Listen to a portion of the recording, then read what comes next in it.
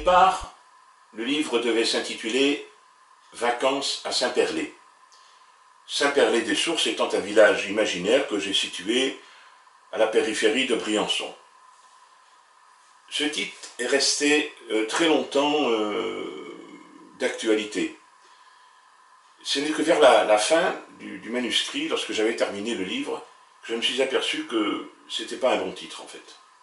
C'est pas un bon titre parce que c'est très ordinaire, c'est bateau, vacances à Saint-Perlé, et puis, d'accord, ok. Et là, ça a été un petit peu compliqué de changer. Parce que quand on reste sur un titre, en général, on pense que l'affaire est réglée, on passe à autre chose. Mais écrire, c'est toujours remettre sur le métier, remettre l'ouvrage sans arrêt, recommencer, recommencer. Et là, le titre nécessitait vraiment d'être recommencé. Et j'ai commencé à remplir des pages et des pages de titres, tout ce qui me passait par la tête. Et je suis tombé sur celui-là. Pour toi, j'écraserai les montagnes. Pourquoi pour toi, j'écraserai les montagnes? Ce titre colle un peu à l'histoire, en fait. Il colle très bien à l'histoire. Et en y réfléchissant, je me suis dit, ben oui, je vais prendre ce titre. Parce que c'est comme un cri désespéré. Ça rappelle un peu une chanson de Claude François, lorsqu'il chante dans Alexandrie, Alexandra, « Je boirai tout le Nil si tout ne me revient pas ». C'est complètement démesuré. De boire le Nil, c'est complètement démesuré. D'écraser des montagnes, c'est complètement démesuré. De traverser les océans à la nage. C'est des choses qu'on se sent capable de faire lorsqu'on est prêt à prouver à quelqu'un qu'on est capable de faire quelque chose par amour, par amitié, etc. Et donc ce titre, c'est un cri de désespoir.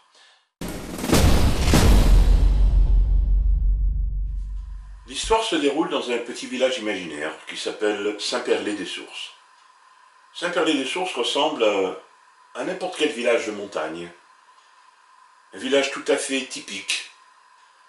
Un décor tout à fait typique de montagne. Des petites maisons en pierre, des petits chalets, une petite église, une ferme, des animaux, des vaches, des prés, des montagnes autour. Et ça, on rencontre ça un peu partout lorsqu'on va un peu dans la montagne, quand on s'enfonce dans la montagne, on tombe des fois sur ces petits villages un peu isolés. Et là, en l'occurrence, celui-ci se situe pas très loin de Briançon, comme Servières, Val-des-Prés, Névache. Donc on va situer Saint-Perlé-des-Sources dans la vallée de la Clarée. Bien qu'à aucun moment dans le livre, le nom de vallée de la Clarée n'est mentionné. C'est une référence que j'ai un petit peu piquée à Émilie Carle, lorsque dans son livre superbe, Une soupe aux herbes sauvages, elle raconte cette vallée absolument magnifique, bien que le livre est très très dur. Le livre, c'est des conditions de vie très difficiles, mais on en retire une formidable bouffée d'oxygène. Ce petit garçon sur la couverture, mais il est venu après de très très longues recherches. J'ai consulté des milliers de photos sur Internet. Je recherchais une photo qui soit, d'une part, libre de droit. Libre de droit, ça veut dire qu'on peut utiliser comme bon vous semble, sans qu'il y ait des droits à payer. Et encore plus, des droits à l'image. Parce que vous savez qu'il ne faut pas rigoler avec ça. Il y a des gens, s'ils se voient en photo, ils sont capables de vous emmerder. Donc là, il faut encore plus fort si c'est une photo d'enfant. Ça, c'était très difficile à trouver. Ça a été l'objet d'un véritable casting, comme au cinéma. Lorsqu'on cherche quelque chose, c'est rare, c'est très rare qu'on le trouve du premier coup. On va mettre beaucoup de temps à chercher. Là, c'était le cas, des milliers d'images. J'ai passé des journées à chercher. Celle-là, non, pas celle-là, non, pas ça. Ah, celle-là, elle est pas mal. Bon, je la mets de côté. Et puis, en fait, c'était jamais ça. Et puis, je suis tombé sur cette photo, lorsque j'ai vu cette photo de ce petit garçon, avec cette casquette, cette bouille un petit peu triste, un petit peu... on a l'impression un peu qu'il est triste, c'était vraiment ça. Et là, j'étais en admiration devant cette photo. Je me suis dit, mais c'est lui. C'est lui, lorsque un directeur de casting trouve un enfant pour un film, et qui dit, mais c'est lui mon personnage, parce que c'est très très difficile de trouver un enfant qui corresponde à ce qu'on cherche. Un adulte, c'est pas très, très difficile. Un adulte, il va de suite se mettre dans la peau d'un comédien. On va un peu le grimer, on va un peu le maquiller, et avec son talent, il fera ce qu'il faut, quoi. Il fera l'affaire. Et un enfant, c'est beaucoup plus difficile. La photo en elle-même n'était pas exploitable comme elle était. Comme je voulais un décor derrière, il a fallu que je détourne. Alors le détourage, ça consiste, lorsque vous avez une photo, à découper très très délicatement tout le pourtour de la silhouette pour enlever le décor qu'il y a derrière. Sauf lorsque, par exemple, c'est valable au cinéma, lorsqu'on filme des acteurs sur un fond vert clair, au montage, il est très facile de virer le fond vert clair et de mettre un décor derrière. C'est ce qu'on fait beaucoup pour les effets spéciaux ou les trucages. Alors là, c'était pas le cas. Cet enfant il n'y avait pas un fond vert ou un fond blanc ou un fond uni derrière. Il y avait tout un tas de choses qu'il a fallu virer. Et après, j'ai mis une autre photo du même site que j'ai placée derrière. Et on a tout à fait le contexte. Cette photo en elle-même, de la couverture, représente exactement l'ambiance en une seule image. On a cet enfant avec sa casquette, très important, et ce décor derrière avec une église. Il y a une église, parce que l'église joue un rôle très important dans l'histoire. Oui, oui, oui, oui, bien sûr, bien sûr. Certains personnages sont un peu caricaturaux. Notamment un personnage qui est mon fermier, qui est un paysan que j'ai volontairement caricaturé. Mais c'est pas parce qu'on caricature quelqu'un qu'on va se moquer de lui. Au contraire, on va accentuer certains traits. Ça ne veut pas dire qu'on va les exagérer, mais on va les accentuer. Et c'est le propre d'une caricature, justement, c'est accentué. Et ce fermier qui s'appelle Gédéon, le prénom est assez peu commun, c'est vrai, j'ai volontairement voulu le faire parler comme un paysan.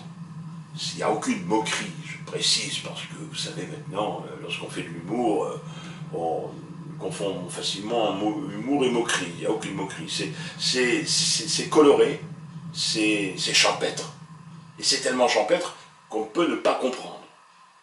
Alors lorsqu'on lit certains passages, on se dit mais je comprends rien à ce qu'il raconte, c'est pas bien écrit. Mais si justement c'est bien écrit, il faut considérer que les dialogues, il y a beaucoup de dialogues dans mon livre, c'est comme une bande magnétique.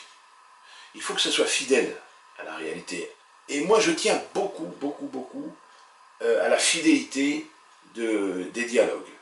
On doit entendre la personne parler. Je ne dois pas rendre ça littéraire. C'est pas intéressant. Il faut que ce soit fidèle à la réalité. Il faut que le lecteur entende la personne.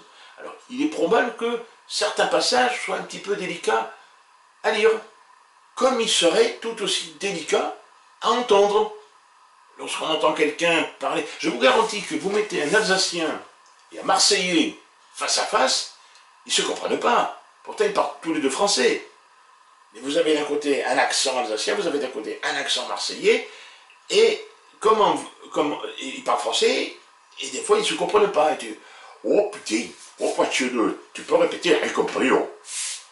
C'est pourtant simple ce que j'ai dit. Allez, vous voyez ces accents.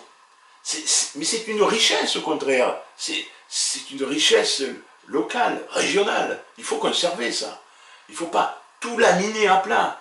Vous savez, si demain, la France, il n'y a plus d'accent, oh, mais ce serait bien triste. Il faut conserver.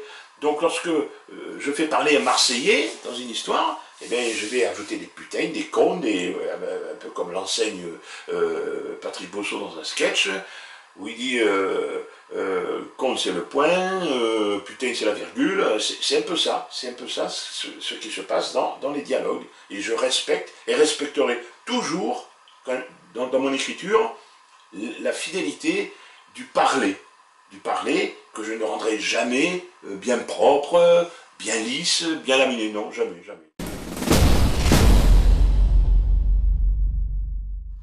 Non, ça ne représente aucune difficulté particulière d'écrire un passage violent. Il est certain qu'il y a une tension émotionnelle qui est très forte à un moment donné, mais ce passage, cet incident dramatique qui arrive à un moment donné dans l'histoire est nécessaire, parce que c'est lui qui va conditionner toute la suite du récit. À partir de là, ça va être un formidable tremplin pour ce qui va se passer après. On peut même dire que c'est un passage indispensable. Mais il n'y a pas de difficulté à décrire la violence. C'est pas difficile de créer des émotions lorsqu'on écrit ou même lorsqu'on tourne un film. C'est pas difficile de faire un film d'horreur.